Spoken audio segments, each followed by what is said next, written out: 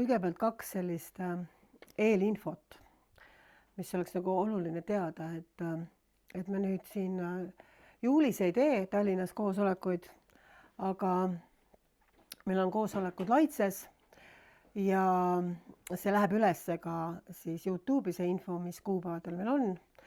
Nii et kes soovib tulla, siis võib saata emaili ja me anname siis juhtnöörid, kuidas kohale jõuda, kellel on südames tulla. Ja kes,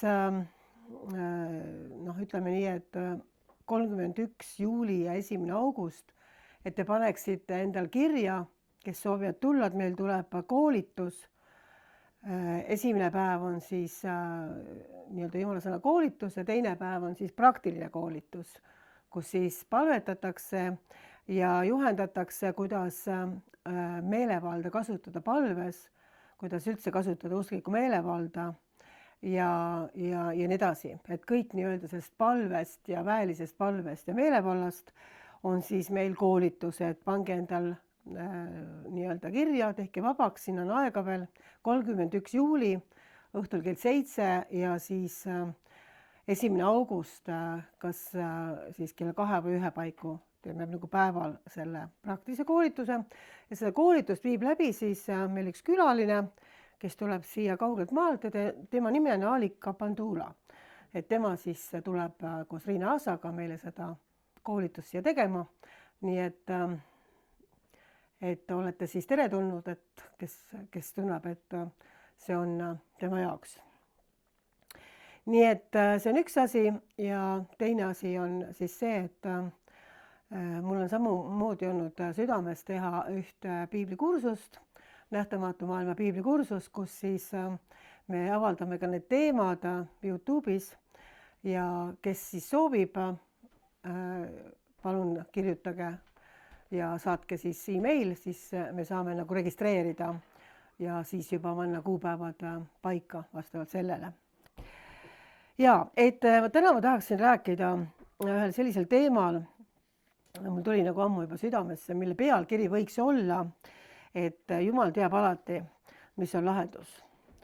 Ja ma nägin kunagi aastad tagasi sellise nägemuse, kus ees oli nagu suur kaljusein, kus ei olnud nagu mitte mingisugust väljapääsu või nii-öelda läbipääsu, oleks õigem öelda. Et ta oli täiesti selline tugev suur kivimüür. Ja Jumal ütles, et sealt tuleb läbi minna. Ja siis ma mõtlesin, et mul ei ole sellised võimed, et ma käiksin läbi seina ja imelik ka, kui oleks. Aga Jumal ütles, et vaata hoolega, sa näed seda läbipääsu. Ja siis ma järsku nägin, et tegelikult oli seal nagu läbipääs, aga need seina nii-öelda servad olid kuidagi või müüriservad olid kuidagi niimoodi kohakuti, et eemalt vaadates seda näha ei olnud. Ja siis mul hakkas nagu seletama, et ta tõi mulle meelde selle tähendamissõna nii-öelda varanduses põllu sees. Et Jumala riik on nagu peidetud varandus. Ja õige on see, et sa müüd kõik maha ja ostad selle põllu, kus on see varandus. Mis tähendab seda, et tegelikult kui sa oled nii-öelda eemal Jumalast, siis sa ei näegi tegelikult neid lahendusi, sa ei näe neid väljapääse. Sa ei näe seda, mida Jumal tahab tegelikult teha. Ja nagu ma ka eelmine kord rääkisin, või oli see üle-eelmine kord, et kui ma nägin selle nägemuse, et isad ei olnud justkui kodus, aga siis tuli välja, et ta oli ennast peitnud ja sõna tuli, et Jumal otsib praegu neid, kes tõsiselt teda otsivad, kes tõeliselt on valmis hinda maksma, kes päriselt teda tahavad. Ja kui sa päriselt tahad ja sa surud ja sa kaevad või kuidas iganes me seda tõlgendame, siis sa ka leiad selle. Sellepärast, et sõna ütleb, kes otsib, see leiab. See on tõotus tegelikult, mille peal me saame kõik seista. Kui sina otsid, siis sa leiad. Ja mõni ütleb, et aga ma olen nii kaua otsinud juba, ma olen nii kaua koputanud, ma olen nii palju palvetanud, aga mitte midagi ei ole juhtunud. Me näeme, et kuigi see ei tähenda seda otseselt, aga me näeme, et ka tähendamissõna 10. neitsist räägib samast asjast, et kui me ootame, nagu nemad ootasid peigmeest ja peigmees ei tulnud, tema tulek viibis, siis inimesed väsisid ära, nad jäid magama tegelikult. Neile tundus, et ammu võiks juba kohal olla, kuigi ma ütlen, ma ei räägi praegu sellest tähendamissõnast, aga ma toon selle näite lihtsalt selle põhjal. Et see on inimlik suhtumine, et kui me ei näe, et lahendus tuleb, siis me tegelikult kipume alla andma. Me kipume muutuma uniseks, uimaseks, me kipume magama jääma. Ja miks me kipume magama jääma? Sellepärast, et me oleme justkui palju palunud juba. Me oleme justkui kaua oodanud juba. Meil juba peaks, meie arvates peaks olema lahendus juba kohal. Aga ei ole. Ja siis tekibki see küsimus. Kas see on meie arvamus või see on Jumala arvamus? Kas meie näeme, kuidas Jumal peaks? Ma kunagi kirjutasin isegi üles selle ja lugesin kuskil ette, ma ei mäleta enam kus kohas, et see põhine asi, millest me peame nagu vabanema, on see, et me palume Jumalalt mingisugust lahendust oma asjadele ja siis me teeme talle ettekirjutuse, kuidas ta peaks seda tegema. Et see on selline põhiline inimlik viga, mida me teeme. Et meie arvame, et meie teame täpselt, kuidas Jumal peaks selle asja nagu lahendama ja siis me nii-öelda dikteerime talle justkui selle ette selle asemel, et oodata ära, millal tuleb tema aeg ja tema lahendus. Ja see on hästi nagu huvitav, et kui me mõtleme sellele tähendamissõnale peidetud varandusest, siis tegelikult see peidetud varandus põllu sees on midagi sellist, mille kallal sa pead vaeva nägema. Aga sa näed vaeva ainult siis, kui sa tead ja sa saad selle varanduse. On nii. Mäletate, me rääkisime eelmine kord ka sellest, et siis sa maksad ka hinna, kui sa oled Jumala ligiolus, kui sa oled puudutanud taevast, siis sa oled valmis maksma ka hinda selle eest. Ja sellepärast ma mõtlesin, et me rääkisime siin piiblitunnis ka mõnedest tunnistustest ja ma mõtlesin, et ma ei ole eriti isegi neid rääkinud nagu kuskil avalikult, aga me võiksime tunnistada nendest asjadest, mida Jumal täna ja praegu teeb. Sellepärast, et me teame, mida Jeesus tegi piiblis, kes piiblit on vähegi lugenud, aga see, et see on antud meie jaoks täna ja praegu ja tema tahab teha täpselt neid samu asju meie kaudu nüüd ja praegu. Ja ta saab seda teha ainult siis, kui me tegelikult oleme need, kes müüvad maha oma põllud ja lähevad ostavad selle, kus on see peidetud varandus. Ehk siis sa paned esikohale selle oma elus, et sa tegelikult tuled tema ligi, sa otsid teda ja sa leiad ta. Aga ma tahan enne lugeda ühe kirjakoha, mis on ka tänapäeval väga aktuaalne ja see on siis Matteuse evangeeliumis ja me loeme selle siis, see on 12 peatükk ja ma alustan 22.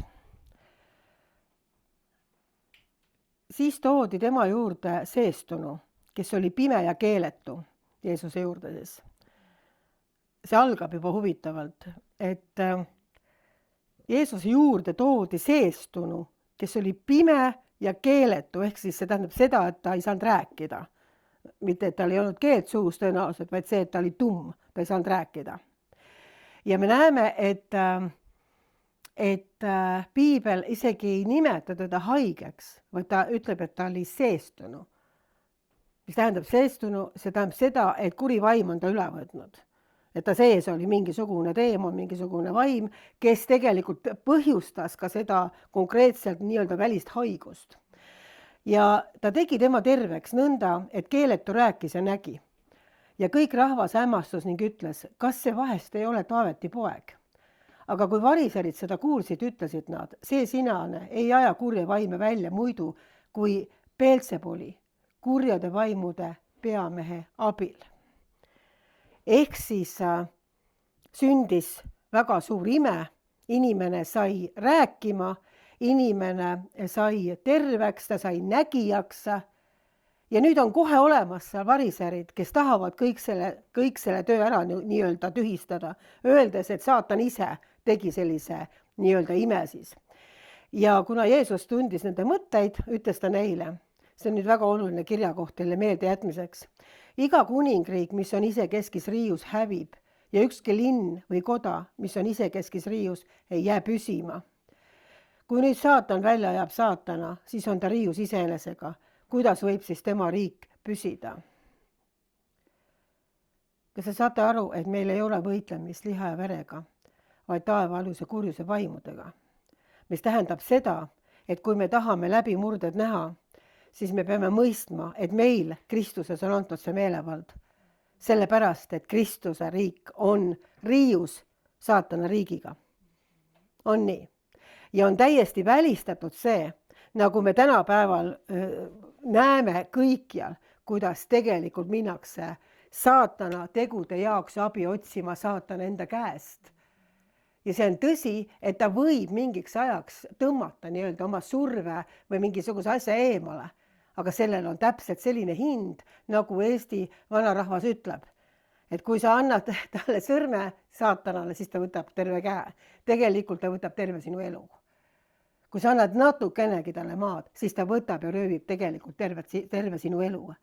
Ja see, ma lihtsalt vahemärkusena ütlen, kuna ma seda lugesin, et need inimesed, kes lähevad sensitiivi juurde abi otsima mingisugustes hädades, on need haigused, on need mingid vaimsed hädad, on need mingisugused paranähtused nende kodus, depressioon, masendus, mis iganes sundmõtted.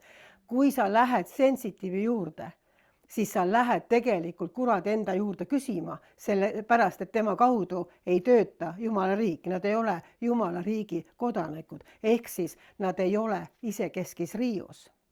Saate aru sellest? Mis tähendab seda, et kogu see pettus, kogu see, kuidas imed ja mingisugused asjad nagu juhtuvad nende kaudu, on selleks, et sa ei läheks päris eluandja juurde. Ja siin on kirjakoht, mis ütleb, et saatan ei saa ajada välja saatanat. Nüüd sa küsid võib-olla, et aga kus sa tead, et sensitiivid siis saatanast on? Jeesus just ütleb siin, et tema kuningriik tuleb siis, kui tema välja ajab selle, mida on nii-öelda kurat inimese sees teinud. Ja tema ajab välja selle meelevallaga, kes on temale nii-öelda, mis on temale tulnud isalt. Ja kuna tema ütles, et tema on ainuke tee, tõde ja elu ja tema on ainuke tee isa juurde, mitte keegi ei saa isa juurde muidu kui tema kaudu, siis on täiesti välistatud, et keegi üldse saaks siin ilmas sind aidata ja lahendust tuua ilma Kristuseta. See kõik on üks pettuse, see kõik on üks jama. Ainult see, kes on eluallikas, saab sinule elu anda. Ja nüüd ma loen edasi seda kirja kohta. Me teame seda kõik, ma tean, aga on vaatajaid, kes võib-olla ei tea seda ja arvavad, et kindlasti on kuskil mujal võimalik ka saada mingisugust abi või mingisugust lahendust. Ja siin ta nüüd ütlebki, ma jätan siin paar asja vahele ja siin ta ütleb 28. salmis, aga kui mina Jumala vaimuga kurjad vaimud välja ajan, Jumala vaimuga kurjad vaimud välja ajan, siis on juba Jumala riik teie juurde tulnud. Jumala riik ja kurjuse riik on omavahel riius. Ja kui tema ajab püha vaimuga välja kurjad vaimud, siis tuleb Jumala riik sinu juurde. Kui kurja meelevald on sinu elus murtuda, siis tuleb Jumala riik sinu juurde. Ja need kaks on omavahel tülise, need kaks on omavahel riius ja Jumal on see, kes nii-öelda siis saab tuua igas asjas lahenduse ja tervenemise sinu ellu. Aga selleks sa pead ise saama ilmutuse kõigepealt sellest, et see ei olnud 2000 aastat tagasi ainult, vaid see on täna ja praegu täpselt samamoodi kehtiv. Sellepärast, et ta andis meelevalla oma kogudusele teha täpselt sama, mida tema ise tegi. Ja kui meie seda meelevalda ei kasuta, siis tegelikult me oleme passiivsed ja me ei saa tuua inimesteni Jumala riiki, kui me tegelikult ei mõista seda tähtsat printsiipi ära. Kui me seda ei mõista, siis me ei saa tuua Jumala riiki inimesteni.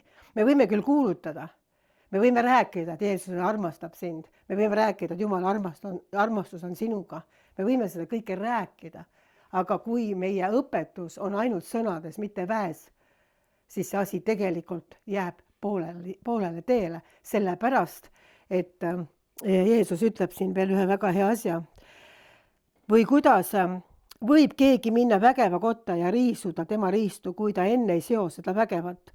Alles siis saab ta riisuda tema maja.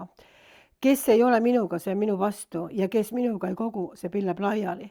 Sa ei saa sa ei saa tegelikult oodata, et Jumala riik tuleb inimeseni, kui ei ole seotud kinni see, kes on teda kinni hoidnud, see minema aetud ja inimene tegelikult vabaks palvetatud. Pühas vaimus ta ütles välja aetud see, kes on teda piinanud. Ja kahjuks me näeme, et paljud inimesed, ma mõtlen ka paljud kristlased, tegelikult ei usu, mis Jumala sõna ütleb. Nad usuvad, et meil on nagu lubatud taevatrepp, eks ole, me saame taevasse minna ja kuulata seal inglite laulu ja ülistada nendega seal kuskil pilvepiiril, nagu on moes öelda. Aga tegelikult need inimesed, kellele sa oled rääkinud, ei pruugi üldse vabaks olnud saadagi. Nad ei ole võib-olla vabaks saanudki veel, sellepärast, et nad on seotud. Ja kui sa ei kuuluta seda, et tegelikult Jumala riik on isekeskis riius vaenlase riigiga ja Jumala riik tuleb kohe sinu ellu, kui tegelikult on saatan välja aetud. Sa pead seda aru saama ja usus vastu võtma selle. Sellepärast, et kui sa võtad selle usus vastu ja kui sa palvetad niimoodi inimeste ees julgelt, siis asjad sünnivad. Ma räägin teile ühe tunnistuse, mida ma rääksin siin ühe viimases piiblitunnis ja mul tuli mõte, et ma räägin seda ka praegu, sellepärast, et see annab au Jumalale. Ja mul oli üks tuttav inimene, kes oli ka käinud sensitiivi juures ja avanud ennast esoteerilisele maailmale ja siis hakkasid tal igasugused asjad juhtuma kodus ja hirmud ja ärevushäired ja mis asjad seal kõik olid. Ja ühel hetkel ma ikkagi väga palju palvetasin tema pärast ja ma usun, et keegi veel palvetas ta pärast ja ta otsustas anda oma elu Jumalale, meelt parandada ja anda oma elu Jumalale. Ta oli väga siiras inimene ja siis ma ütlesin, et see ei ole nagu keeruline, et kui sa oma patud tunnistad, on tema ustav õige ja tema poja veri puhastab sind kõigest ülekohtust ja siis me palvetasime ja ta parandas meelt ja siis me palvetasime, pattus palve, ta kutsus Jeesuse oma ellu ja sai tohutu rahu ja järsku ütleb mulle mõni hetk hiljem, et aga nüüd ma küll ei tea, mida see Jeesus muga veel tegi. Et ta täitis mind oma suure rahuga, aga silmanägemise võttis ära. Et ma ei näe mitte midagi. Ta oli prillid ees, ta oli 40 aastat kandnud prille ja vanem inimene ja siis ütles järsku, et ma ei näe mitte midagi enam. Hakkas karjuma appi kohe. Jeesus, mis nüüd on? Ma ei näe mitte midagi enam. Et teised saavad ikka nägijateks, tema kaotas nägemise justkui. Ja siis Jumal andis tarkust, ma usun, ja ma ütlesin talle äkki, et aga võta ära prillid eest. Äkki on selles viga hoopis. Ja ta võttis prillid eest ära ja tuli välja, et ta oli nägijaks saanud. Täielikult. Tal ei olnud ühtegi plussi ega miinust ega mitte midagi muud ka. Mina nendest plussidest miinustest ei jaga eriti, aga ta nägi nii väikest teksti lugeda, kui ta nägi ka kaugele. Tal mõlemad nägemised nagu taastasid. Ja siis ma mõtlesin, et huvitav, et ta ise oli ka nii üllatunud, võttis väga-väga pisikese kirja ja vaatas, ütles, et ma näen kõike lugeda ilma prillideta, et ma olen 40 aastat lugenud prillidega. Et ma ei ole nagu näinud ja hiljem kadus ka ära see kaugel nägemine. Ja siis ma ütlesin talle, et võt see ongi see, et kui Jumala riik saabub, siis kõik see, mida vaenlane on teinud, lahkub. Et need kaks asja ei saa korraga eksisteerida, sellepärast, et nad on omavahel riius. Ja pigem on see, et Jumal teab täpselt alati, kuidas ma ütlen, meie ei näe tihtipeale üldse mitte mingit lahendust, aga Jumal teab juba sel hetkel, mis on lahendus selles asjas. Tähtis on lihtsalt see, et me tuleme esiti ja saame tema käest sõna. Sest kui sa saad sõna, siis sul on usk. Kui sul sõna ei saa tema käest, siis sul usku ei ole. Ja ära mitte kunagi mine kellegi teise usu peal proovima, vee peale kõndima, sellepärast, et see ei kanna sind.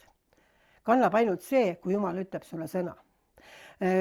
Peetruse lugu me teame kõik, eks ole, et ta püüdis vee peal kõndida ja see on mitte lihtsalt, et ta mõtles, et vaatame, kas vesi kannab või mitte, vaid ta ütles Jeesusele, kes tuli mööda vett, et kui sa oled sina, siis käsi mind tulla enda juurde vee peale. Jeesus tule. Nii, kas see oli sõna, mis Jeesus ütles? Kas see oli Jumala sõna peale välja astumine? Jeesus ise ütles, tule. See oli sõna, aga ometi ta vajus. Käis natuke ja vajus, sest ta nägi lained ja tuult ja tormi ja mis iganes seal kõik oli, hakkas kartma, eks ole. Aga ta kõndis, on ju. Nii et kunagi mulle Jumala vaim avas nagu selle koha ja ütles, et kuulage hästi hoolega, ma usun, see võib olla kellelegi julgustuseks, et isegi kui sa usud, et sa oled Jumala sõna peale välja läinud ja sa kukud läbi, sa vajud põhja, sa ebaõnnestud, siis see ei tähenda seda, et Jumal ei kutsunud sind. See ei tähenda veel. Paljud inimesed, neil meeldib arvata, et kui sa ebaõnnestud mingis asjas, siis järelikult Jumal ei kutsunud sind. Ma ei mõtle praegu päästmiskutset, ma räägin mingit konkreetset asja, et ei kutsunud sind konkreetset asja tegema või kuhugi minema või kuskil olema. Ja kui sa läbi kukud, kui sa ebaõnnestud, siis järelikult Jumal ei olnud selle asja taga. Aga Jumal näitas mulle seda printsiipi ühel hetkel, ütles, paljud arvavad, et nad kuulsid valesti. Et see ei olnud Jumal tegelikult, et see oli tema ise. Ja muide, seal on üks väga paha kõrvalmaju, kui inimene usub, et Jumal on talle midagi öelnud ja siis ta kukub läbi täielikult selles asjas, siis see kõrvalmõju on see, et vaadake, kui kadunud poja lugu, kui tema läks ära oma nii-öelda turvalisest kodust ja raiskas päranduse ka ära, siis tema sees oli kogu aeg see, kuhu tagasi tulla. Ta teadis, et tema ise on teinud valed valikud ja kuskil on isa, kelle juurde kas või lähen orjaks, sulaseks, aga ta võtab ehk mind ikka vastu. Aga kui sa petud Jumalas, siis sul ei ole mitte kuhugi enam tagasi minna. Ja see on kõige hullem asi, mis võib ühe inimesega juhtuda. Kui ta tegelikult arvab, et Jumal on teda alt vedanud või Jumal on midagi valesti öelnud ja sa oled põhja läinud, sa oled läbi kukkunud, sa oled valed asjad teinud oma arust ja sul ei ole tegelikult enam kuhugi tagasi minna, kui sa Jumalas pettud. Sellepärast on vaenlane oma relvadega väga meister inimesi niimoodi ründama ja katsuma, et inimesed igal juhul pettuksid. Sest kui sa pettud endas või sa pettud mingisuguses muus, ma ei tea, kas teises inimeses, siis sa ikkagi jooksed Jumala juurde. Aga kui sa pettud Jumalas, siis sul ei ole mitte kuskil minna enam. Sul ei ole kuhugi minna enam, sellepärast, et sa ei tea enam, kelle juurde minna. Ja see on väga suur tragöödia. Ja see on see, mida tegelikult ma just nagu tahangi öelda siin selle Peetruse näite peal, et Peetrus lõi kartma, kui ta nägi nii-öelda tuult ja tormi ja see oli põhjus. Me teame kõik need jutlusi peas, kes on vanemad kristlased, et ta vaatas olukorra peale. Ta vaatas selle inimliku olukorra peale ja tema usk sel hetkel nagu lõppes ära. Ta usk nagu ei pidanud vett, eks ole, sel hetkel, aga ta ei läinud ära Jeesuse juurest. Ta sai aru, eks ole, mismoodi need asjad käivad, on ju. Aga inimesed väljaspool seda tormi ja tuult seal Jeesuse juures paadis 2000 aastat tagasi väga tihti hakkavad ennast süüdistama või mõtlevad, et Jumal ei öelnudki neile seda asja või et Jumal on neid alt vedanud, kui nad läbi kukuvad. Ja sellepärast ma tahan esimese asjana julgustada, et Jumal ütles mulle niimoodi, et kui sa astud minu sõna peale välja usus ja kukud läbi, siis see ei tähenda seda, et see polnud mina. Vaid sa jäid vaatama, mis iganes olukordade peale, sa hakkasid analüüsima oma mõttega. Mäletate, me oleme sellest palju rääkinud, et Eedeni aias inimene enne patu langemist oli juhitud Jumala vaimust. See oli esikohal. Aga pärast patu langemist mul meeldib tuua see üks konkreetne tõlge, mis ütleb selle kohta, et sa saad targaks, ütleb, et sinu mõistuse kiireks arenguks. On üks tõlge, mis ütleb, et vaenlane tuli ütles, et kui sa sööd keelatud viljapuust, siis su mõttemaailm hakkab hästi kiiresti arenema. Just kui muidu oleks rumal olnud, eks ole, ta ei olnud rumal muidu, aga need osad vahetusid ära. Ehk siis inimesel hakkas domineerima loogika, mõttemaailm, ta hakkas tegema oma valikud ja otsuseid selle järgi, mis on nähtav maailm. See, mis sulle silma ees on, see, mida sa silma ees näed, see tundub turvalisem kui see, mida sa ei näe. Ja sellepärast pärast patu langemist, kui elu katkes inimeses, siis ta hakkas tegelikult ta sai juhitud nii-öelda oma mõttemaailmast esmalt ehk siis füüsilise maailma märkidest ja teisejärguliseks, kui üldse, läks siis nii-öelda juhtimine vaimust, juhtimine sellest, mis Jumal räägib. Ja miks on tänapäeval aastatuhandeid hiljem nii raske mõnedel inimestel ümber lülitada ennast, et see mõistuse kontroll ei sõidaks sisse kogu aeg, kui sa pead usust käima, kui sa pead otsused usust tegema, kogu aeg tahab kuskilt tulla üks mõistuse kontroll ja tegelikult sinu mõtted eemale suunata. Miks see on nii raske? Sellepärast, et meid on aastatuhandeid harjutatud teadlikult hingevaenlase poolt lähtuma füüsilisest maailmast, 5 füüsilisest meelest. Ja kui sa näed ja analüüsid olukorda 5 füüsilise meele kaudu, siis see tundub sulle justkui turvaline ja sa teed oma otsused sellest lähtuvalt, kuid vaimses maailmas see ei toimi. See pole kunagi mõeldudki toimima. Sellepärast Peetrus vajus. Ta astus välja usus, aga ta hakkas loogiliselt mõtlema, et tuul ja torm ja mina Peetrus siin keset vett, kuidas see on üldse võimalik, et ma kõnnin siin. See on vastu loodusseadust. Kui sa lähed vee peale kõndima päriselt. Ja muide seal järve peal, kus nad seal kõndisid, seal on õhtud ja väga suured tormid. Seal iga õhtu tuleb pärast päikeseloojangut väga suured tuulepuhangud. Ja seal polnud nagu imestada, et pidevalt oli seal mingisugune tormine meri või ta on tegelikult järv, eks ole.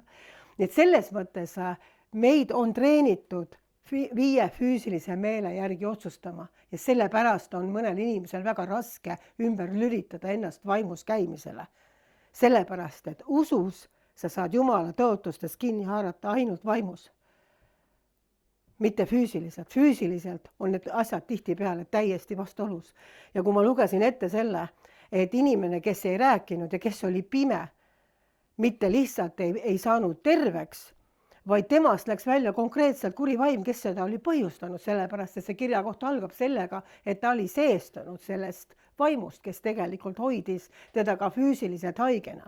Mul on alati tohutu kurvastus, kui ma kuulen, et inimesed väga kergekäeliselt hakkavad võtma antidepressante ja unerohtusi, ma mõtlen kristlasi, selle asemel, et esmalt tegelikult minna Jumala juurde ja küsida, milles asi on. Milles on asi? Mina sain oma ühe õppetunni, mitte antidepressante, ma ei ole õnneks mitte kunagi ise võtnud, aga ma sain ühe õppetunni, kui ma olin väga noor kristlane, mõned nädalad ainult, sellest, et ära mõtle ja analüüsi seda, mida Jumal sulle ütleb oma mõistusega. See on väga-väga sage asi inimestel. Jumal midagi ütleb ja siis hakkad mõtlema loogiliselt. Ma läksin õhtul magama ja mul oli maas selline nagu põrandakate, selline nagu mingisugusest tekstiilist. Ja seal peal oli tohutult raske voodid nagu nihutada või ütleme, kui ma koristasin, siis ma ka pugesin pigem sinna voodi alla, aga seda üksinda mina ei jõudnud lükata seda voodit väga kergesti. Ja nüüd ma lähen magama ja palvetan ja küsin jälle, et Jumal, et siin ma olen 3 nädalat päästetud. Et mis on sinu plaan minu jaoks ja mis on sinu tahe ja mis sa tahad, et ma teen. Ja Jumal ütleb äkki, et nihuta voodi teise seina. Ja mul läks nagu kohe lühisesse kõik, ma ütlesin, et see mingi feng shui ei ole, mis asja teise seina, eks ole. Ja. Et kõik igasugused esoteerilised ajakirjad ja raamatud ammu tuli otse pandud ja nüüd järsku mingisugune nihutama voodi teise seina. Ja ma ei nihutanud loomulikult, mis hakkad nüüd öösel siis nihutama seda voodit, eks. Ja niimoodi oli tegelikult mitu korda ta veel ütles. Ja lõpuks ma mõtlesin, et huvitav asi, et miks ma teen siis seda, See tundub täitsa ajuvaba, nii raske ka veel, suur voodi ja veel selline pehme katte seal maas. Ja siis ma lõpuks sain selle teise seina ja mis ma siis avastasin, et minu voodi nii-öelda ühe jala taha, siis, mis oli minu pead siis, see täiesti kus ma magasin, sinna oli nagu selle pehme, kuna voodi oli raske, siis oli seal väike selline nagu auk tekkinud või selline vahe ja sinna oli elav hõbe kogunenud. et ilmselt olid siis lapsed võib-olla kraadiklaasi ära lõhkunud või isegi mitu ja lapsehoidja oli küll koristanud, aga elav hõbedal oli selline komme, et ta ju jookseb ja hakkab nii-öelda tõmbama neid teisi terasi ka, nii et see oli päris suur selline kogus, mis oli kõik kogunenud ühte kohta, täpselt minu nii-öelda selle voodi, kus ma siis hingasin iga õhtu sisse ja ma loodan, et see ei olnud seal väga kaua olnud, nii et ma sain selle siis korralikult ära koristada ja ei jõudnud imeks panna seda, kuidas ikkagi inimene kogu aeg tahab nagu oma mõistusega vastu vaielda sellele, kui ilmselgelt Jumala vaim nagu ütleb midagi. Meil tuleb loomulikult kõik läbi katsuda, see on alusel, aga sõnas ei ole seda, et merikese voodi all on elav hõbe. Nii et teatud olukordades, kui sa midagi tunnetad või kogeda, siis parem on see kontrollida järgi. Ja ma olin täiesti hämmingus, et mõtle kui lahe. Jumal ongi ja räägib ja tahab aidata ja tahab igal asjal lahendust tuua. Saame aru, et me tegelikult peamegi võtma teda tema sõnast. Ja me peamegi aru saama, et kui sa tahad, et Jumala riik täielikult vallutab sinu ja kui ta vallutab sinu, siis hakkavad asjad juhtuma sinu elus.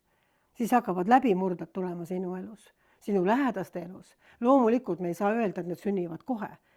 Vastupanu on tihtipeale väga suur ja meil võib-olla läheb aastat teinekord mingi asja pärast võitlemiseks, aga nad juhtuvad. Ja tahan tuua ka teise näite, et Peetruse näide on muidugi hea, mina ise ei ole vee peal üritan kõndida ja ma ei ürita ka seda teha, loodetavasti muidugi, et mul ei ole Jumal öelnud, et tule, eks ole, vee peale ja see ei ole nagu mõttekas, aga me räägime vaimses mõttes, on ju. Vaimses mõttes, et usk kannab sind siis, kui sa ei vaata kõrvale oma füüsilise meeltega, oma füüsilise maailmale, vaid sa otsustad panna esikohale selle, mis on Jumala sõna sinu jaoks, sest vaenlane, uskuge mind, tahab seda väga ära röövida. Ja samas on see üleloomulik tervenemine tegelikult ja vabanemine kogu aeg olemas meie jaoks, siin ja praegu. Küsimus on lihtsalt, missugusele lainel oled sina häälestatud. Saate aru sest? Kas sa oled usulainele häälestatud või sa oled selle füüsilise maailma lainele häälestatud? Ja ma räägin nüüd ühe teise loo, mida ma ka rääksin siin alles vist eile mõnele inimesele. Rääkisin ja mõtlesin, ma räägin selle uuesti. See ei olnud Jumala hääl, ilmselt see oli mingi muu hääl, aga oli nagu selline väga hea näide sellest,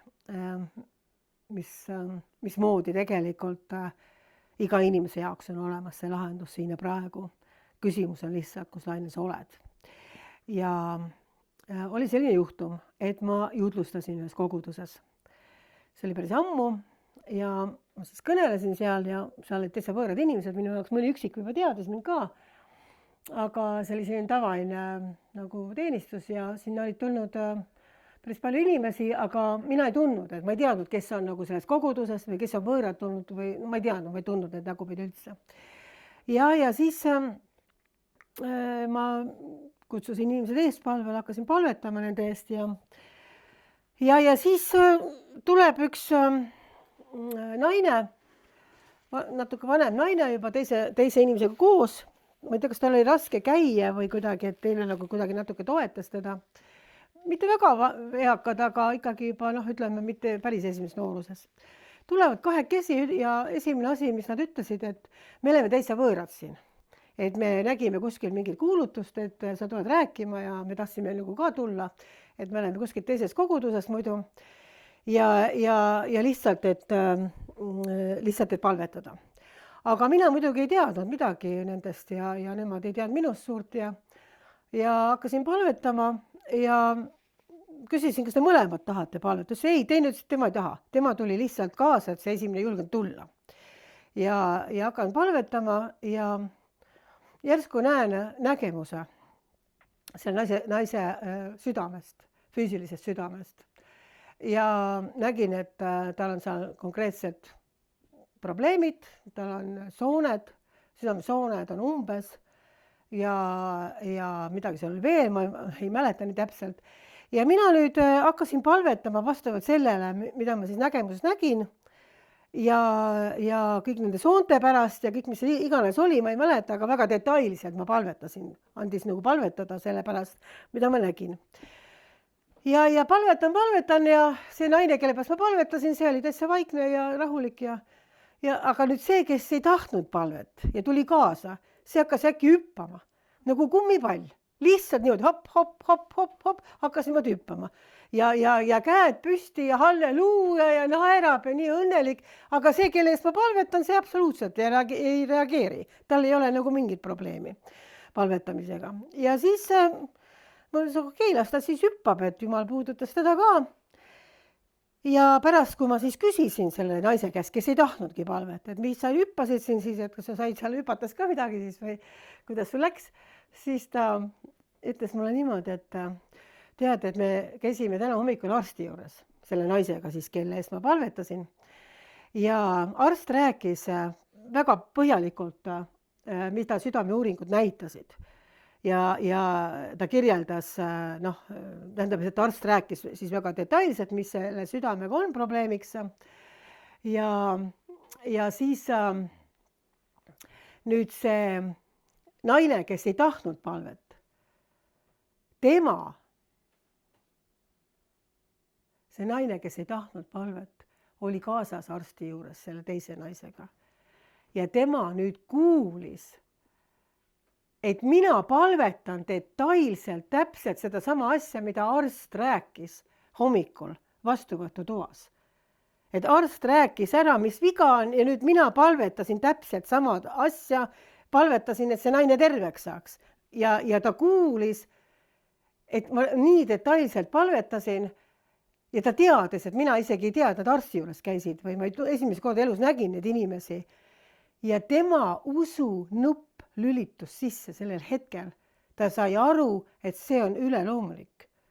Mina ei saa teada, mis seal naisel viga on ja nii detailselt veel. Ta ütles, et nagu oleks teist korda arstikabinetis istunud, et täpselt selline tunne oli. Ja tema usunupp sai sisse lülitatud sellel hetkel ja temal endal oli palju tõsisem probleem. Tal oli mingi maksahaigus ja see maks oli üles paistetanud ja tursunud täielikult ja ta oli väga suurtes valudes selle maksa pärast. Ja nüüd, kui see usunupp tal sisse lülitus, siis tema tundis, et ta maks läks põlema. Tohutu kuumus hakkas siin maksa koha peale ja ta sai aru, et ta isegi tahtnud palvetada, aga Jumal tegeleb nüüd temaga ka juba. Ja ta hakkas rõõmu pärast hüppama, et ta on terveks saanud. Ta tuli täielik teadmine, et Jumal on tema maksa terveks teinud. Ja ta isegi ei soovinud üldse, et keegi palvetaks tema pärast. Sellepärast ta hüppas nagu õhupall seal edasi-tagasi, et ta oli nii tänulik Jumalale ja nii õnnelik, et Jumal on seesama, mida ta teeb ühe jaoks, seda ta teeb ka teise jaoks. Ja siis ma nagu, ühesõnaga mõlemaid said terveks. Üks sai nagu neid raasukesi seal kõrval ja teise pärast ma palvetasin, aga see, kellel see südahaige oli, ja tema ütles jah, et mina usun, seda me ei saanud ju kontrollida, aga me siis ei hakanud südameuuringut tegema selleks. Sa ei näe inimese sisse teatud asju. Ja tema siis nagu ütles, et mina usun, et ma olen teadmine, et ma sain nagu ka terveks, eks ju. Aga teisel nagu füüsilised sümptomid täielikult nagu kadusid ära. Ja siis ma nagu mõtlesin täna selle peale, sest ma just rääkisin seda hiljuti ja mõtlesin, et see tervenemine nende kahe naise jaoks oli ju kogu aeg olemas. See oli olemas kogu aeg. Aga see ei toiminud, kui see usunupp ei olnud sisse lülitatud. Aga tervenemine ja Jumala tahe nende elu jaoks, et nad terveks saaksid, oli ju olemas kogu aeg. Ega siis Jumal ei öelnud sel hetkel, et siiamaani piinlesite, kannatasite, aitab, nüüd ma hakkan teid terveks tegema. Ei, see tervenemine oli olemas Kristuse lepingus nende jaoks kogu aeg. Aga see ei hakanud tööle, sellepärast, et see lüliti ei olnud sisse lülitatud. Ja selleks, et meie elus need lülitid saaksid olla sisse lülitatud, me peame panema oma fookuse nähtamatule maailmale, sest nähtav maailm teeb kogu aeg selgeks, et sa ei saa vee peal käia. Sa isegi vaikse veega ei saa käia, rääkimata, kui torm ja tuul tuleb. mina proovisin käia, mitte vee peal, aga usus, füüsilises mõttes. Ma olen selle lugu rääkinud, aga see on minu väga lahe lugu, sellepärast et ma läksin ühel hommikul kirikusse aastakümneid tagasi, kus oli suur trepp. Ja kui ma seal kirikus välja tulin, siis ma kukkusin trepist alla ja murdsin väiksema jalaluu. Mitte sääreluu, aga seal kuskil allpool mingisuguse väiksema luu, mis tähendas ikkagi kohutavat valu ja see jalg paistetas kohe üles, ma ei saanud saabaski jalast ära. Ja kuna mul oli juhtumisi sünnipäev ja mul olid külalised kutsutud ja me pidime minema siis Kringli järgi sõbrannadega, siis ma palusin, et mina küll rooli taga saan olla ühe jalaga küll, aga et ma Kringli järgi kindlasti ei saa minna, et tulge muga kaasa ja tooge see Kringel ära. Ja ma ei julgenud arsti juurde ka kohe minna, sellepärast et ma olin paar kuud tagasi murdnud käeluu ära. Ja siis juba see, mõtlesin, et kui on sama arst seal valvetoas, et vaatab, et kus ma mööda kraave siis nagu kooserdan, et ma olin talle just evangeeliumi kuulutanud ja kogu aeg mingid luud lähevad ja julged nagu minna ja sünnipäev ka ja külalised tulemas. Ja siis, kui sõbrannad läksid siis Kringli järgi, talveaeg oli ja jalg kohutavalt valutas, siis mul tuli meelde üks Kenneth Hagini jutlus. Ja seda muidugi paljud teised ka ei jutlustanud, aga mul tuli Kenneth Hagini jutlus meelde, et kui sa võtad usus vastu tervenemise, siis hakka tegema seda, mis sa teha ei saanud. Teate kindlasti kõik seda printsiipi. Et hakka usus tegema midagi. Ja mina mõtlesin, et mul on sünnipäev, mul on veel asjad seal pooleli ja inimesed on kõik kutsutud, et ma kindlasti sünnipäeva nii tühise asja pärast ära jätta nagu luu murd, eks ju. Et ma otsustan parem terveks saada. Et ma otsustan parem terveks saada, kuulete jah? Aga kuidas sa saad terveks, kui sul jalaluu katki on? Hakkad käima selle murtud luuga, väga lihtne on ju, tuleb loogiliselt tegelikult, eks ole. Ja siis ma istusin seal autos, palvetasin, ma ütlesin nii, Jeesuse vermete läbi, mul on tervist tulnud, mina usun, et mu jalg ei valuta enam, mu jalg ei paisteta enam, see luu kasvab kohe kokku ja mina lähen uksest nüüd välja. Ma ütlen ausalt, ma ei saanud ennem üldse toetada selle jala peale, see oli nii meeletult valus lihtsalt. Ja siis ma selle palve peale otsustasin, et ma nüüd hakkan kõndima usus ja astusin siis nii-öelda uksest välja, auto uksest välja ja valu täiesti läinud. Täiesti läinud, mitte midagi viga ei ole absoluutselt.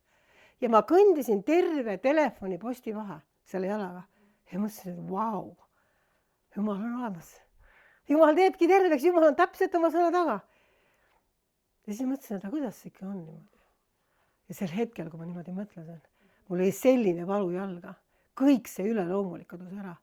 Ja ma vaatasin, ma sain telefoni postis kinni, sest see oli kohut, ma mõtlesin, minestan ära valu käes.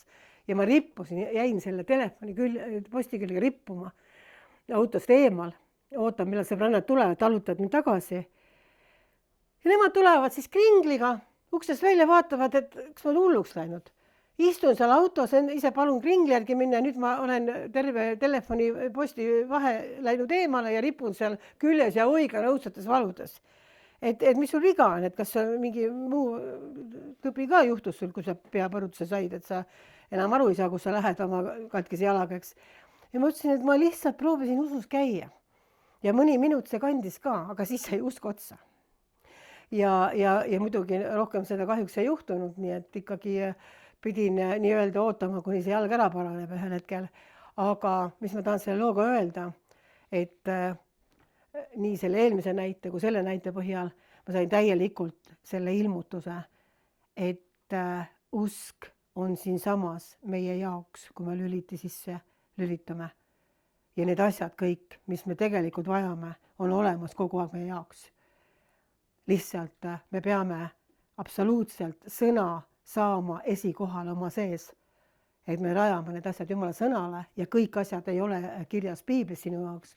Näiteks üks teine koht, mis ka Jumala sõna alusel mulle kunagi ilmutuseks sai, on Mattuse evangeeliumi 2. peatükk ja alates 13. salm, kus siis on jutt sellest, kuidas taheti tulla siis nii-öelda lapsi hävitama, et väikest Jeesus ka hävitada ja Jumal valmistas väljapääsu ja 13. salmist ma loen. aga kui nad olid ära läinud, vaata, siis ilmus issanda ingel unes Joosepile ja ütles, tõuse ning võta lapsuke ja tema ema enesega ning põgene Egiptusesse ja ole seal, kuni ma sinule ütlen, sest Herodes hakkab otsima last, et teda hukata. Siis ta tõusis ning võttis enesega lapsukese ja tema ema öösel ja läks ära Egiptusesse ja oli seal kuni Herodese surmani, et läheks täide, mis issand oli rääkinud prohveti kaudu, kes ütleb, Egiptusest ma kutsusin oma poja.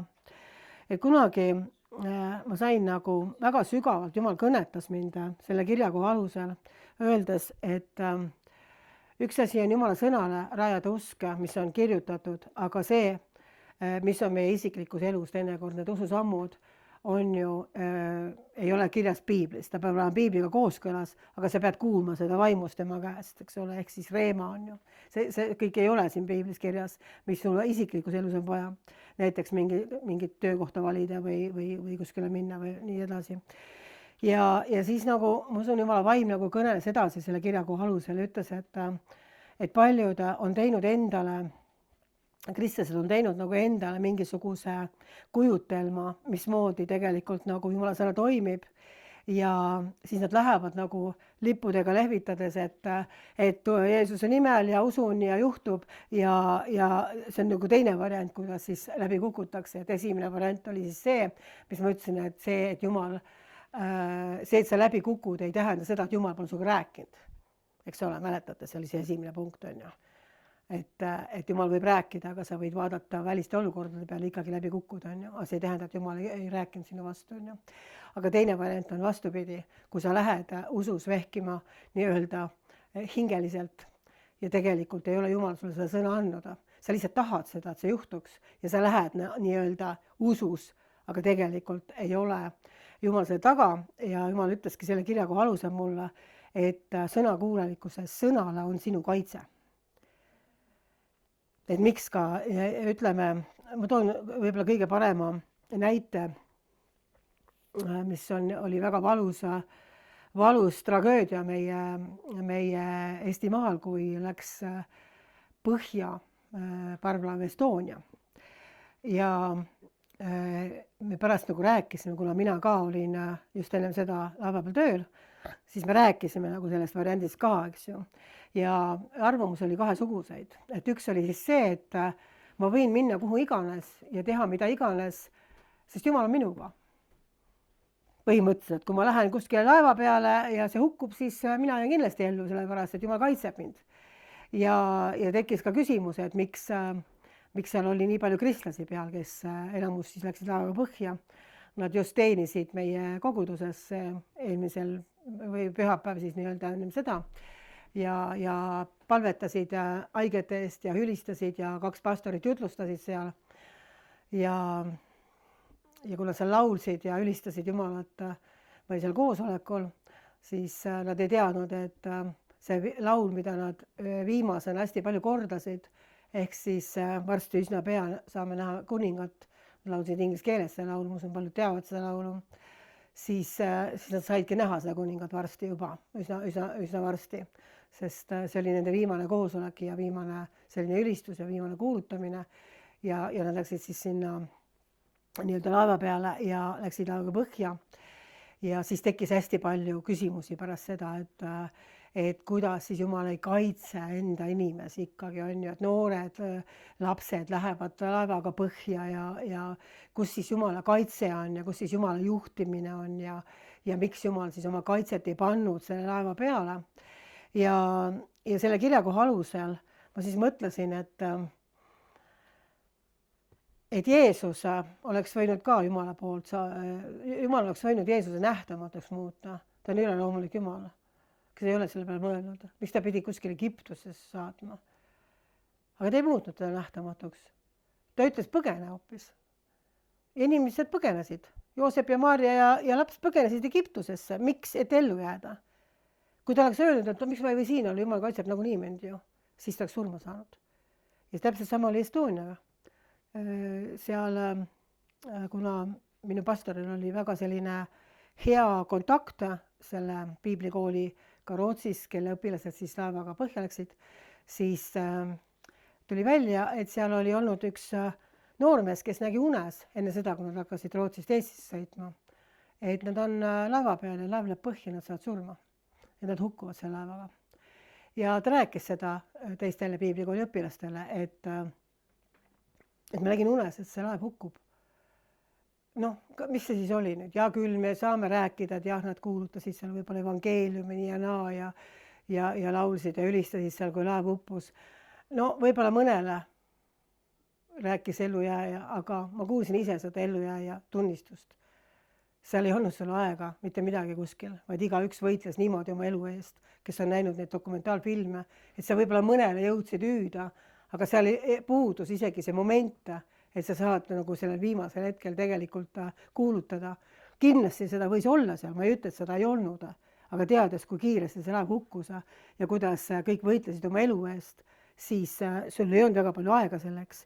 Ja minu isiklik arvamus on see, et see unenägu anti sellele poisile sellepärast, et ta ei hukkuks Estoniaga, et nad ei läheks selle laeva peale üldse. Sellepärast, et Jumal nägi ette, et see laev läheb põhja ja ta tahtis säästa enda inimesi, et nad ei läheks sinna. Aga kuna nad arvasid, et Jumal kaitseb meid ükskõik kus, siis see juhtus. Ja me ei saa öelda, et näe, miks Jumal ei kaitsenud. Sõnakuulelikkuses ongi tema kaitse. Ja mina olen samamoodi see inimene, kellele näidati ette, et Estonia või nii-öelda laev läheb põhja. Ma töötasin Eesti-Soome laeva peal sellel ajal just enne seda ja mul oli nii-öelda töökaaslane, kes töötas Estonia peal varem ja tuli siis Soome laeva peale, et rohkem kodus olla. Ja ta kogu aeg virises, et väga vastikud tingimused on selle Soome laeva peal nagu töötajad, oma töötajatel, eks. Aasta oli siis 93. See oli ennem seda siis aasta, kui Estonia põhja läks. Ja virises kogu aeg ja hakkas mulle pinda käima, et lähme Estonia peale tööle. Et see on ikkagi, seal on nii head aknaga kajutid on töötajatel ja palju rohkem boonuseid ja kõike muud, et lähme sinna tööle. Aga ma isegi väga ei kaalunud seda, mulle üldse nagu ei meeldinud laeva peal töötada, kuna mul olid väga väiksed lapsed kodus. Ja ma pidin lapsehoidjale maksma päris suurt raha, et ta neid valvaks sellel ajal, kui ma tööl olen. Ja siis ma äkki näen unenäo. Ja ma näen unes, et ma olen nagu Suurupis. Jalutan, kus meil piiblikool oli, jalutan seal mere ääres ja vaatan, kuidas laev läheb nagu, ma tegelikult oleks pidanud aru saama, et see on ju ainult Rootsi laev läheb sedapidi, eks ju. Soome laevad lähevad niimoodi kõik. Sa näed ainult ju ahtrit, aga Rootsi laev läheb niimoodi, ta keerab, eks ole, ja hakkab sedapidi minema. Ja ma nägingi, et läks üks valge suur laev, läks sedapidi, mina olin kaldal sel hetkel ja järsku ta vajus nii-öelda põhja. Järsku ta hästi kiiresti uppus nagu. Nägin sellise unenäo ja siis unes ma kuulsin, kuidas nagu raadio pandi mängima ja raadios siis öeldi, et Eesti Vabariigi esimene reisiparvlaev hukkus. Ma kuulsin seda niimoodi nagu unes häälega, nagu raadiost oleks öeldud. Ja see oli umbes 8 kuud siis enne, või 9, kui ma ei mäleta täpselt. Oli vist jõulude aeg või millegi sellisel ajal või oli see jaanuar, ma tõesti ei mäleta täpselt, aga oli vist jaanuar jah, et ma otsustasin, et kuna ma olin palvetanud selle pärast, et mis on nagu Jumala tahe, kas ma lähen Estonia peale tööle või ma ei lähe sinna tööle või lähen üldse laeva pealt ära, siis see unenägu oli nii-öelda see täielik vastus. Ja ma sain aru, et ma pean ära minema üldse. Kuna mina ei teadnud, mis laev täpselt põhja läheb, ma millegi pärast ei osanud seda sellel hetkel tõlgendada täielikult, aga et ma lahkusin üldse laeva pealt ja läksin samas firmas maa peale tööle. Ja siis, kui Estonia nii-öelda hukkus, siis ma käisingi selle ajal palju Suurupis seal mererannas jalutamas, sellepärast, et mu sõbranna õppis seal piiblikoolis, selle ajal mina läksin järgmine aasta õppima ja ma tõesti palju nagu jalutasin seal. Ja ma nii-öelda sain aru, miks ma just nägin, et ma seal Suurupi rannas olin, sest ma olin ka sellel ajal nagu seal nii-öelda seotud ja need piiblikooli õpilased Rootsis, kes siis hukkusid selle laevaga enamus, elasid Suurupis ja ööbisid Suurupis siis nii-öelda sellel ajal, kui nad Eestis olid. nii et nad olid ka igatepidi selle surupiga siis seotud. Ja miks ma seda räägin, sellepärast, et usk ei ole see, kui sa astud selle peal välja, mida sina tahad ja siis palud, et Jumal õnnistaks ja nii edasi. Kui sa ei tea täpselt, milles on see võti, kui sa täpselt ei tea, milles asi on, siis Jumal oota, millal Jumal ütleb selle sõna. Sest selles sõnas ongi tegelikult see, see sõna on vesi tegelikult. Noh, ma ütleksin nagu vesi. See sõna on vesi, mille peal sa saad välja astuda. Kui sul ei ole seda sõna, siis sa vee peal ei käi ka. Et ära mine lihtsalt, sa vajuda ja siis sa pettud ja siis sa kibestud, mõtled, miks asjad ei toimi üldse. Aga kui sa saad aru, et kõigepealt peab olema su sees sõna ja siis sa saad minna.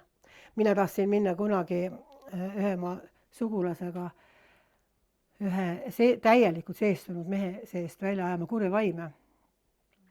Siis mulle tundus, et Jeesus on meid kutsunud vabastama ja päästma ja kuulutama ja lähme nahmime kõik need välja, kus neid vähegi on, eks ole. Ja siis me pidasime juba plaani, mis päeval me läheme ja Jumal andis, aga me palvetasime enne ja Jumal andis meile mõlemile unenäo samal ööl, et ärge minge. Ma ei ole öelnud teile seda. Kuigi me näeme, et ta ütleb, eks ole, teate välja kurja vaime, te võtate ühes madused, te haiged terveks, siis teatud juhtumitel sa pead saama selle sõna enda sisse. Et see tegelikult toimiks, sest see sõna, jäta see asi meelde, see sõna on nagu vesi, mis kannab sind, kui sa selle sõna peal välja astud. Kui sul sõna ei ole, siis sa võid, ma mõtlen isiklikes asjades, ma ei räägi, kui Jumala sõna ütleb konkreetset asja. Aga isegi kui Jumala sõna ütleb konkreetset asja, siis sa pead ka teatud asjades saama detailsemad juhtnöörid. Sellepärast, et Jeesus ei teinud mitte midagi, mida ta ei näinud isa ees tegemas. Ta ei teinud mitte midagi, mida ta ei näinud isa ees tegemas. On nii? Isegi tema, kes ta teadis kõiki asju, ta teadis oma algust, ta teadis oma lõppu siin maa peal. Tema ütles, ma ei tee mitte midagi, mida ma ei näe isa ees tegemas. Ja kui sina ei tea täpselt, kuidas see lahendus tuleb, siis palu, mitte lahendust ainult, vaid palu, et Jumal annaks sinu sisse sõna, mis sind kannab. Mille peal sa konkreetses olukorras saad välja astuda. Sest kui sa seda sõna ei saa, sa võid aastaid lihtsalt seista ja tammuda ühe koha peal. Ja sa näed, et midagi juhtub ja lõpuks sa väsid, nagu ma alguses rääkisin 10 neitsist. Sa jääd magama sellepärast, et mitte midagi ei juhtu. Sa väsid ära sellest ootamisest. On nii? Nagu mina palvetasin, ma ei tea isegi miks, aga mõned inimesed palvetavad, et nad võiksid elukaaslasele leida abielluda ja nii edasi. Mina palvetasin ka. Mina palvetasin, et ma võiks abielluda selle mehega, kes tuleb nii-öelda Jumala käest. Ja Jumal hästi palju andis kinnitusi, et see mees on olemas tema käest. Ainuke probleem oli see, et see kõik oli ainult kuskil õhus. Füüsiliselt, reaalselt seda meest ei olnud minu elus. Ja siis alguses öeldi, et usu. Ma tean mitmed jutlustajad ütlesid, et sa pead hakkama usust tunnistama. Et sa juba oled selle saanud. On nii? Ja siis mina hakkasin tunnistama. Mina olen juba abielus. Või mina abiellun varsti. Ja siis ma olin tööl, käisin ühes kontoris ja tuli siin üks uus töötaja, küsis, et ka, et ikka küsivad noored inimesed, et kas vanad ka võib-olla, et kas sa oled abielus või nii. Ma ütlesin, jaa, ma abiellun varsti. Mul ei pannud mitte kedagi, eks ju. Ja ise mõtlen jube loll lugu, et kui ma nüüd peaks kauemalt siin töötama, ta küsib ka, et mingid asutuse peod on asjad, et miks sa üksi oled alati, eks ju. Ja tunnistasin igal pool, ma varsti abielus. Enda sees ei olnud nagu mingit sellist tunnistust, et see nagu juhtub varsti. Aga ma nii väga tahtsin usus käia. Ja siis ma läksin sealt töölt ära ja paar aastat hiljem siis töökaaslane tuli mu tänal vastu, küsis, kuidas teil läheb? Ma ütlesin, okei. Et mis nüüd ütlen, valetada ei tohi, tõtt rääkida ei saa. Loll oleks öelda ka, et ma olen nagu usus tegelikult olen abielus. Et nagu füüsiliselt ei ole inimest, aga mis siis? ma olen usus abielus ja kõik on nagu korras, eks ju. ja siis mõtlesin, et midagi valesti selle usuga, et see nagu ei olnud nagu päris see, nagu mina olin nagu arvanud. ja siis läks aastaid mööda ja ma ei abiellunud ja lõpuks ma tüdinesin ära ootamisest. ja ma küsisin lõpuks Jumala käest, et miks ma pole abiellunud. ta ütleb sellepärast, et see mees ei ole Eestis. palu, et ta tagasi tuleks, ma toon ta tagasi. ta ütles mulle, et su mees on New Yorgis, ta on USA-s. oo, ameeriklane on ju, onu Sam tuleb küll, eks, on ju, ei tulnud onu Sam. aga siis mõtlesin, et okei, siis ma palun, et ta jumal tooks ta ära sealt Ameerikast. ja toodigi väga kiiresti, FBI tõi ta ära, käed raudus, väga kiiresti, tasuta. siin on inimene, kes võib seda tunnistada, kes teab seda nagu väga hästi, reaalajas, enam-vähem reaalajas, ma arvan. nii et ma ei aja mingisugust jama juttu. minu palve peale juhtus midagi sellist, et see mees toodi sealt ära väga kiiresti, natuke aega hiljem me saime kokku ja me abiellusimegi. ja ma ei tea, kui kaua ta oleks ilusat elu seal nautinud, kui ma ei oleks palunud, et ta siia tuleks. nii et see oli nüüd konkreetselt Jumala sõna järsku, mida ta ütles. sellepärast sa ei ole kokku saanud, et ta ei ole Eestis. ja talle nii väga meeldib olla USA-s. ta ei tule elu sees sealt ise tagasi. see mees, keda mina olen sinule mõelnud, ta ei tule ise tagasi. ei tulnudki ise tagasi, FBI pidi ta käed raudu panema ja tooma. ja kõik oli hästi tegelikult, see oli mõnes teatud mõttes sellel ajal isegi valehäire. aga nii tore, tänu Jumala FBI eest, et ta kasutab erinevaid inimesi. nii et nüüd ma räägin ühe teise usule selle sama asjaga seotud, mis oli päris usk. et mäletate, ma ütlesin, et ma lihtsalt hakkasin usust tunnistama, ma abiellun ja mitte midagi ei juhtunud aastaid. ja nüüd ennem seda, kui ma päriselt oma tulevase abikaasaga nii-öelda kohtusin, siis äkki Jumal pani minu sisse teadmise ja see juhtub nüüd varsti, hästi kiiresti. ma teadsin äkki ja see oli nüüd see päris usk, mida välja rääkida. ja nüüd oli mul teist korda sama juhtum, helistas mulle üks pastor, küsis, kuidas sul läheb, ma ütlesin, väga hästi läheb, ma olen mehele varsti. aga mul polnud ikka endiselt kedagi, ma polnud näinudki seda venda, eks ole, kes FBI poolt ära toodi. ja ma ütlesin, mul läheb hästi, ma olen mehele varsti, ma abiellun. kas pulmapäev on juba, ma ütlesin, veel ei ole, aga ma ütlen sulle, kui on paika pandud pulmapäev. ja 2 nädalat hiljem ma sain kokku selle mehega ja kutsusin selle pastoriga pulma. nii et selles mõttes ma tean, see on võib-olla isegi lõbus lugu, aga kas te saate aru sellest 2 erinevast printsiibist? Üks on see, kui sa hakkad lihtsalt midagi tunnistama, mida Jumal ei ole sinu sisse pannud. See on see, et sa tahad seda, aga sõnas ei ole seda. See, mis on Jumala sõna peale rajatud, seda on väga lihtne, aga see, mis su isiklikus elus on, näiteks nagu abiellumised, töökohad, koolid, Jumala riigi töö, selle peab Jumal sinu sisse panema. Selle peab Jumal ise sinu sisse, sest see on nagu vesi, mille peal sa käid. Sa hakkad kõndima selle vee peal, isegi kui on raske, sa tead, et see on sinu sees. Ja sa ei anna alla, vaid sa kõnnid ja see kannab absoluutselt sind. Ja see esimene oligi siis see, et mina olin kuskilt kuulnud, ma astusin kellegi teise usu peal välja, mõistate. Ma olin kuskilt kuulnud mingeid lugusid ja ma hakkasin seda tunnistama. Ja haledalt kukkusin läbi, mul oli nii piinlik, et ma läksin teise poole teed, kui ma seda töökaaslast nägin, eks ju. Ma nägin ta alles hiljuti, nüüd ka veel, ma mõtlesin, et nüüd ei hakka enam seda varalugu üles kiskuma, eks. Nii, aga siis, kui päriselt Jumal pani sõna sisse, siis ma ütlesin välja teadmise, mul oli teadmine mu sees, et ma varsti abiellun. Ja see juhtus ka. Ja ma abiellusingi varsti. Nii et selles mõttes see on iga asjaga nii. Kui sinu elus on praegu probleem, kus sa ei näe läbimurret, siis palveta mitte läbimurde pärast ainult, vaid palveta, et Jumal paneks sinu sisse selle sõna, mis on sinu osa selles asjas teha. Või mis on sinu osa selles asjas palvetada. Et sa jääks aastateks ootama midagi kuskilt. Nagu ma rääkisin, nende 2 naise jaoks oli tervenemine kogu aeg olemas. Aga usunupp tuli sisse lülitada. Kui nad ei oleks seda usunuppu sisse lülitanud, seda asja ei oleks juhtunud elus. Aga tervenemine oli nende jaoks kogu aeg olemas. kui ma olin Iisraelis, siis oli üks koht, kus ma kogesin tohutut Jumala ligiolu. Mul oli siin räägitud, et mine Iisraeli ja saan Jumala ligiolu nii ja naa ja mõtlesin, et Jumala ligi on siin ka, mis ma pean Iisraeli minema selleks. Et igal pool on Jumala ligiolu. Aga kui ma läksin Iisraeli ühte konkreetsesse kohta, siis ma tundsin seal täpselt seda, et kui Jeesus ise käis seal ja oli seal, siis seal on mingi eriline ligiolu jäänud teatud kohtades. Ja siis ma istusin seal ühe pingi peal ja mul oli siin tunne, et Jeesus tuleb kohe praegu mööda vett minu juurde. See oli nii tugev nagu vaimus see tunnetus, et ta on siin nii tugevalt lihtsalt. Ja siis ma vaatasin neid inimesi, kes oma portfellitega tööle läksid hommikul.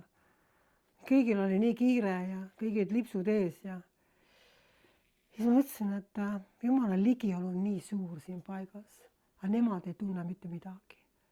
Nemad elavad oma igapäevast elu, nad ei ole isegi usklikud, nad ei usu isegi Jumalasse, on ju paljud seal. Ja nad ei tunnista Jeesust oma issandaks ja nemad ei koge seda, mida mina kogen praegu nii tugevasti. Ja siis ma saingi nagu aru, et tegelikult ongi Jeesus siin ja praegu kogu aeg sinu jaoks. Küsimus on, mis lainel sina oled? Kas sa lülitad sisse oma usunupu või sa ei lülita seda sisse? Ja kui sa selle sisse lülitad, usus, et tema on sama eile, täna ja igavesti. Tema ei muutu. Ta on kogu aeg see sama. Ta on siin ja praegu sinu jaoks olemas, et sind terveks teha. Ta on siin ja praegu olemas, et sind täielikult vabaks teha. Mis iganes vabanemist sa vajad või mis iganes läbimurret sa vajad. Palu lihtsalt, et ta asetaks oma ususõna sinu sisse selle asja kohta konkreetselt. Ja palu, et see usunupp saaks sisse lülitatud sinu elus. Tihtipeale nii-öelda piisabki sellest ühest sõnast või mingist asjast. Nii nagu minul oli konkreetselt selle tulevase abikaasaga. Et sa ei ole kokku saanud temaga sellepärast, et ta ei ole siin. Ja sa ei saagi temaga kokku saada, sa pead aastaid ootama, sest ta ei ole siin. Ja nii kui ma palvetasin, et Jumal ta sealt ära tooks, siis ta tõi ka priiküüdiga, ilma rahata. Väga hästi toimis. Nii et ma lõpetan selleks korraks, aga et me palvetame kindlasti võib-olla koos ja ma olen algusest peale tundnud, et Jumala vaim väga tõsiselt liigub siin ja vaatame, mida ta teha siis soovib täna.